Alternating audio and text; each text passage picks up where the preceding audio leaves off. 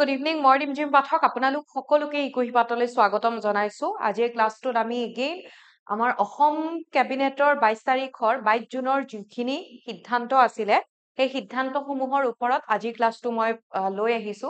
already আগতেও অসম কেবিনেটৰ যিবোৰ গুৰুত্বপূৰ্ণ সিদ্ধান্ত আছিলে তাক লৈ পেলাই মই গোটেইকেইটাৰ ওপৰতে মই ক্লাছ কৰি গৈছিলো আপোনালোকে প্লেলিষ্টটো পাই যাব যদি চোৱা নাই আশা কৰিছো সেইখিনি আপোনালোকে চাইছে আৰু যদি চোৱা নাই চাই ল'ব কাৰণ অসমৰ ওপৰত কিবা কোৱেশ্চন সুধিলে এনেকুৱা ধৰণৰ এই সিদ্ধান্তবোৰৰ ওপৰতে তেনেকৈ আহে ক'ত কি সিদ্ধান্ত লোৱা হ'ল বা কি নতুন আঁচনি প্ৰণয়ন কৰা হ'ল তো এইবোৰৰ ওপৰতে তেনেকৈ এক্সামত কোৱেশ্চন দেখা পোৱা যায় প্ৰথম আমি সিদ্ধান্তৰ ফালে যদি আহো 22 তাৰিখে যিটো অসম কেবিনেটৰ দ্বাৰা সিদ্ধান্ত লোৱা হৈছিলে ইয়াতে কোৱা হৈছে যে ইয়াতে আমাক কোৱা হৈছে যে শ্ৰদ্ধাঞ্জলিৰ কথা কোৱা হৈছে আপোনালোকে ইয়াতে চালে গম পাব সন্মানপূৰ্বক স্বীকৃতিৰ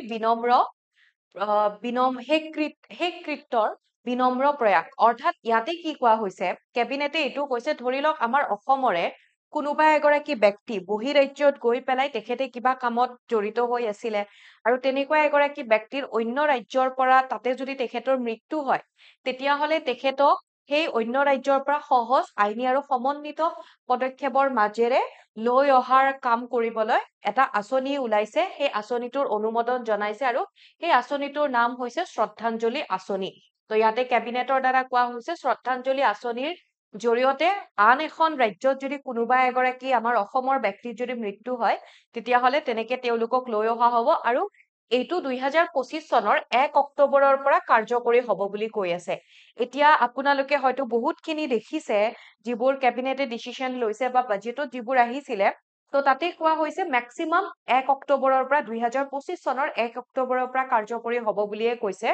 আৰু ইয়াতে কি কোৱা হৈছে যে তেনেকুৱা ব্যক্তি যাৰ ধৰি লওক বিশেষকৈ তেওঁলোকে বাহিৰত চাকৰি কৰি আছে কিন্তু তেওঁলোকৰ বেতন কম হয় তেওঁলোকে ধৰি লওক ইমান স্যালাৰি ইমান বহুত বেছি নহয় তেনেকুৱা যদি যুৱক বা শিক্ষাৰ্থী যদি থাকে আৰু তেওঁলোকৰ দুৰ্ভাগ্যবশত যদি তাতে তেওঁলোকৰ মৃত্যু হয় তেতিয়াহলে তেওঁলোকক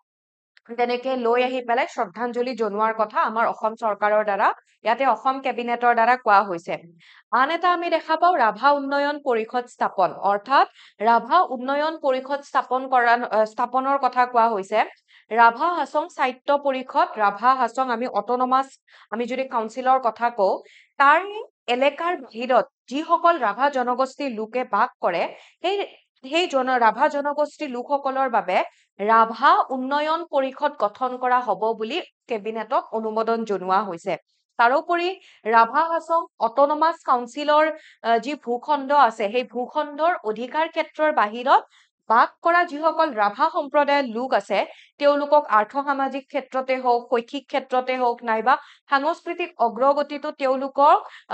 অগ্ৰগতিৰ বাবে এই পৰিষদসমূহে বা যি কাউন্সিল আছে সেই কাউন্সিলবোৰে কল্যাণমূলক কাম কৰিব বুলি ইয়াতে অসম কেবিনেটৰ দ্বাৰা সেইখিনি জনোৱা হৈছে ঠিক আছে এতিয়া আকৌ এটা ডিসিশন লোৱা হৈছে আৰু এই ডিসিশনটো কিহৰ ওপৰত হৈছে হেতু তৃতীয় লিংগৰ সম্প্ৰদায়ৰ ওপৰত ইয়াতে এই ডিসিশনটো লৈছে তো তৃতীয় লিংগৰ ইয়াতে আমি সম্প্ৰদায়ৰ কল্যাণৰ সুনিশ্চিতকৰণৰ ক্ষেত্ৰত আমি যদি চাও যেনেকৈ ইয়াতে কৈছে যে অসমত তৃতীয় লিংগ সম্প্ৰদায়ক সামাজিক আৰু শৈক্ষিকভাৱে পিছপৰা শ্ৰেণী হিচাপে ঘোষণা কৰিছে কেবিনেটৰ দ্বাৰা হেতু অনুমোদন জনোৱা হৈছে আৰু ইয়াতে আমি যদি চাও তেওঁলোকক যে সামাজিক আৰু শৈক্ষিকভাৱে পিছপৰা শ্ৰেণী হিচাপে যে কেবিনেটে ঘোষণা কৰিছে অনুমোদন জনাইছে ইয়াতে কি কৰা হ'ব যিগৰাকী জিলা আয়ুক্তৰ আছে তেওঁলোকৰ দ্বাৰা যিসকল তৃতীয় লিংগৰ ব্যক্তি হয় তেওঁলোকৰ পৰিচয় প্ৰমাণ পত্ৰ বা পৰিচয় পত্ৰ তেওঁলোকে প্ৰদান কৰিব লাগিব আৰু ইয়াৰ বাবে তৃতীয় লিংগৰ ব্যক্তিগৰাকী অসমৰ মূল বাসিন্দা হ'ব লাগিব এনেকুৱা নহয় অসমৰ বাহিৰৰ কোনোবা বেলেগ ৰাজ্যৰ পৰা তেওঁলোকে আহিছে তেওঁলোকক চিনাক্তকৰণ কৰি পেলাই আমাৰ ইয়াৰে কিবা সুবিধা তেওঁলোকক প্ৰদান কৰিব তেনেকুৱা নহয় ইয়াতে পুৰা ভালকে লিখি দিয়া হৈছে যে সেই ব্যক্তিগৰাকী তেওঁলোক আমাৰ অসমৰ মূল বাসিন্দা হ'ব লাগিব ওকে তাৰ পিছত আমি নেক্সট আকৌ আমি ডিসিশন সমূহৰ ওপৰত যদি চাও তো অংগনবাদী কৰ্মীৰ বাবে কিছুমান ডিসিশন লোৱা হৈছে এনেকুৱা এইবোৰ আগতেও কোৱা হৈছিলে যিবোৰ ধৰি লওক বাজেটতো কিছুমান কথা কোৱা হৈছিলে যেনেকৈ আমি ইয়াতে অংগনবাদী কৰ্মীসকলৰ কাৰণে আমি যদি চাও কেবিনেটে ডিসিশন লৈছে কেবিনেটে ইয়াতে কৈছে যে যিসকল যিসকল মানে ধৰি লওক 10 বছৰ অতি কমেও যিসকলে 10 বছৰ অভিজ্ঞতা পুষ্ট অৰ্থাৎ 10 বছৰ তেওঁলোকৰ এক্সপিৰিয়েন্স আছে আৰু ধৰি লওক তেওঁলোক কলা আৰ্টছ বিজ্ঞান সায়েন্স বাণিজ্য নাইবা কমাৰ্চ নাইবা এনেকুৱা কিবা এটা স্পেচিয়েল তেনেকুৱা তেওঁলোক যদি ডিগ্ৰী স্নাতক ডিগ্ৰী ধাৰী কৰ্মৰত হেইত আছে বা আমি যদি চাও কিবা এটা ডিগ্ৰী হোল্ড কৰা তেনেকুৱা পজিশনত যদি অংগনবাড়ী মানে কৰ্মৰত হয় তেনেহলে অংগনবাড়ী কৰ্মীৰ মাজৰ পৰা 50% পৰ্যন্ত অংগনবাড়ী সুপাৰভাইজাৰৰ পদ পূৰণৰ অনুমোদন জনাইছে অৰ্থাৎ এওঁলোকৰ এই অংগনবাড়ী যিসকল কৰ্মী আছে আৰু তেওঁলোকে যদি এইবোৰ যিবোৰ মানে ক্ৰাইটেৰিয়া দিয়া হৈছে সেইবোৰ যদি ফুলফিল কৰে তেওঁলোকৰ ভিতৰৰ 50% তেওঁলোকৰ পৰা অংগনবাড়ী সুপাৰভাইজাৰৰ পোষ্টটো মানে ইয়াতে পূৰণৰ কথা কোৱা হৈছে তো পূৰণৰ কথা ইয়াতে কোৱা হৈছে বা তাতে আমাৰ অসম চৰকাৰে অনুমোদন জনাইছে আৰু বাকি যিখিনি পদ আছে বাকি যিখিনি থাকিব সেইখিনি ইয়াতে আমাক কৈয়ে দিয়া হৈছে SLRC অৰ্থাৎ state level recruitment commission grade 3 যিটো পোষ্ট আছে ইয়াতে যিটো দিছে SLRC অৰ্থাৎ state level recruitment commission grade 3 ৰ আন্ডাৰত সেইখিনি পূৰণ কৰা হ'ব বুলি কোৱা হৈছে দেন আকৌ এটা স্কিম আহিছে যিটো অলৰেডি আমি বাজেটতো দেখিছিলো আগৰ পৰাই আছিলে আপোন ঘৰ আৰু আপোন বাহনৰ সুবিধা আপোন ঘৰ আৰু আপোন বাহনৰ সুবিধাসমূহ সম্প্ৰসাৰণ কৰা হৈছে বুলি কৈছে তাৰ মানে ইয়াতে আমাৰ অসমৰ যিসকলে ধৰি লওক আপোন ঘৰ আৰু আপোন বাহনৰ সুবিধা কোনে কোনে লাভ কৰিব সেইটোৰ ক্ষেত্ৰত যদি চাও 60 বছৰ নিম্নলিখিত ক্ষেত্ৰৰ এই যিবোৰ ক্ষেত্ৰ ইয়াতে যিবোৰ ফিল্ডৰ কথা কোৱা হৈছে যেনেকে ধৰি লওক ৰাষ্ট্ৰীয় স্বাস্থ্য অভিযান অসম সমগ্ৰ শিক্ষা অভিযান অসম শক্তি উৎপাদন নিগম লিমিটেড তাৰোপৰি অসম শক্তি বিতৰণ company limited Assam electricity grid corporation limited AGCL তো এইবোৰৰ মানে ভিতৰত কোনো এগৰাকী ব্যক্তিয়ে 60 বছৰ পৰ্যন্ত যদি তেওঁ নিয়মীয়াভাৱে চাকৰি কৰিছে নাইবা তেওঁ যদি নিয়মীয়া নহলেও যদি তেওঁ ঠিকাভিত্তিক কৰ্মচাৰী হয় তেতিয়াহলে তেওঁলোকে আপোন ঘৰ আপোন বাহনৰ সুবিধাসমূহ লাভ কৰিব কোৱা হৈছে এতিয়া মনত ৰাখিব কোন কোন ক্ষেত্ৰক সামৰি লোৱা হৈছে আমাক কেতিয়াবা তেনেকে সুধিব পাৰে তো এইখিনি আপোনালোকে মনত ৰাখিব কাক কাক সামৰি লোৱা হৈছে তাৰোপৰি ইয়াতে জীৱ-জন্তুৰ আক্ৰমণৰ কথা কোৱা হৈছে যিটো আমি বাজেট পঢ়োতে বাজেটৰ কথা ডিসকাস কৰোতে তাতেও চাইছিলো জীৱ-জন্তুৰ আক্ৰমণৰ দ্বাৰা প্ৰভাৱিত লৈ ক্ষতিপূৰণ বৃদ্ধি যেনেকে আমি লাষ্ট যেতিয়া অসমৰ যিটো দৃষ্টিকোণ আসাম কাৰেন্ট এফেয়াৰ্সৰ ক্লাস কৰোতে তাতে আমি গজমিত্ৰ অভিযানৰ কথা দেখিছিলো হয়নে তো তেনেকুৱাকে কি হয় অসমৰ ধৰি লওক যিবোৰ এনেকুৱা কিছুমান যদি লোক থাকে বা অঞ্চল থাকে বা আমি যদি লোকৰ কথা যদি কওঁ কোনোবা এগৰাকী ব্যক্তিৰ যদি জীৱ-জন্তুৰ আক্ৰমণত প্ৰাণ হেৰুৱাব লগা হয় তেতিয়াহলে অসম চৰকাৰে তেওঁক ক্ষতিপূৰণৰ বাবে 4 লাখৰ পৰা 5 লাখ টকালৈ বৃদ্ধি কৰাত কেবিনেটে অনুমোদন জনাইছে আগতে কৈছিলে 4 লাখ দেন এতিয়া অনুমোদন জনাইছে 4 লাখৰ পৰা 5 লাখলৈ বৃদ্ধি কৰা হ'ব আকৌ ধৰি লওক কোনোবা জীৱ-জন্তুৰ আক্ৰমণৰ ফলত কোনোবা ব্যক্তিৰ যদি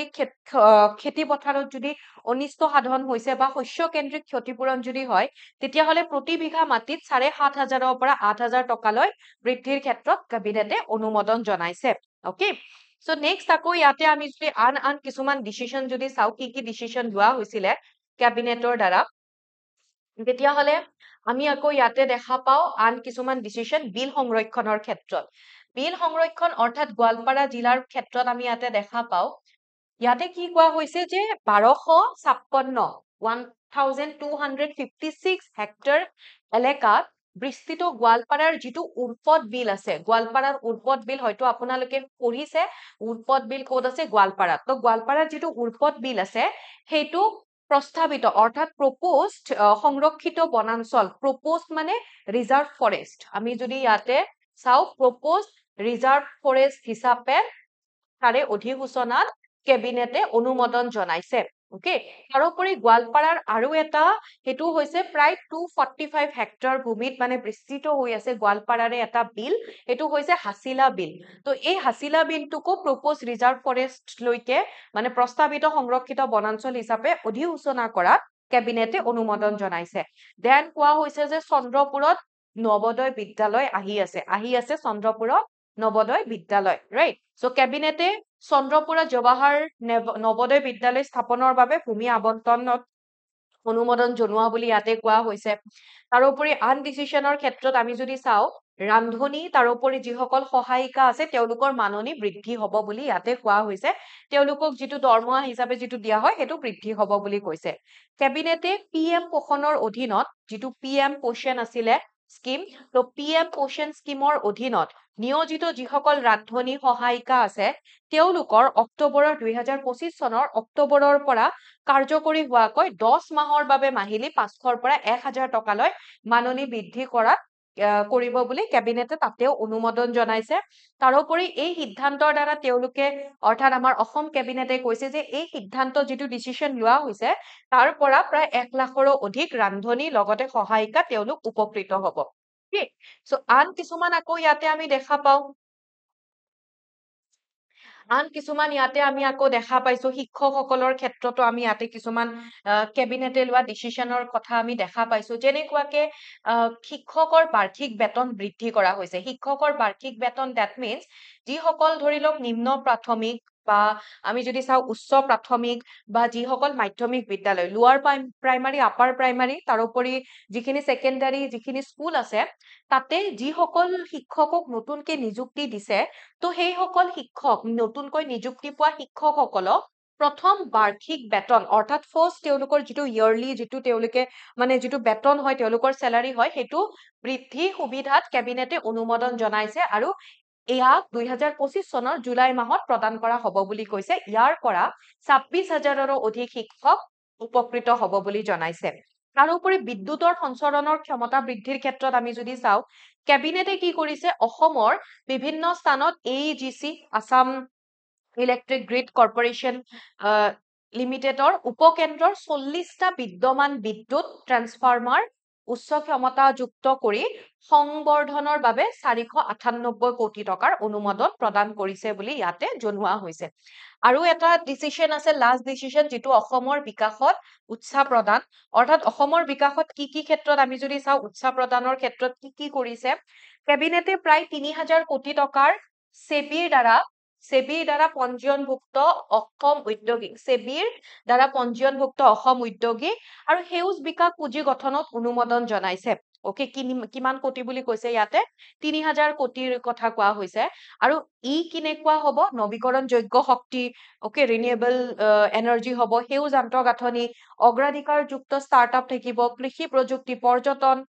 MSME আৰু অন্যান্য অগ্ৰাধিকাৰ খণ্ডৰ বাবে দীৰ্ঘম্যাদী মূলধন সংগঠিত কৰাৰ ক্ষেত্ৰত বিকল্প বিনিয়োগ পুঁজি হিচাপে বিবেচিত হ'ব বুলি কোৱা হৈছে এইখিনি আছিলে আমাৰ 2025 চনৰ অৰ্থাৎ 22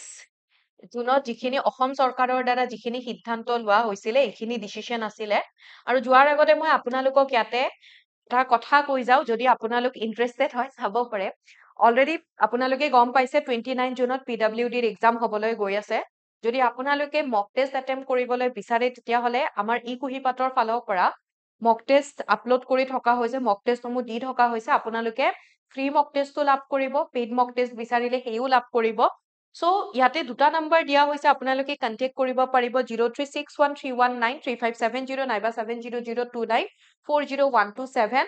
আপোনালোকে ফোন কৰিব পাৰে WhatsApp কৰিব পাৰে নাইবা ই কুহিপাতৰ ৱেবসাইটত ভিজিট কৰি পেলাই আপোনালোকে মক টেষ্টসমূহ চাব পাৰিব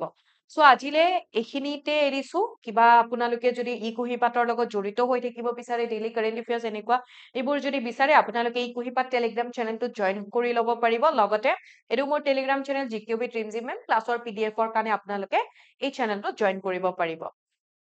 সো আজিলে এইখিনিয়ে আছিলে নেক্সট ক্লাছত আন এটি টপিকৰ সৈতে আপোনালোকক লগ পাম সো আজি ইয়াতে এৰিছো ভালকে থাকিব পঢ়ি থাকিব থ্যাংক ইউ সো মাচ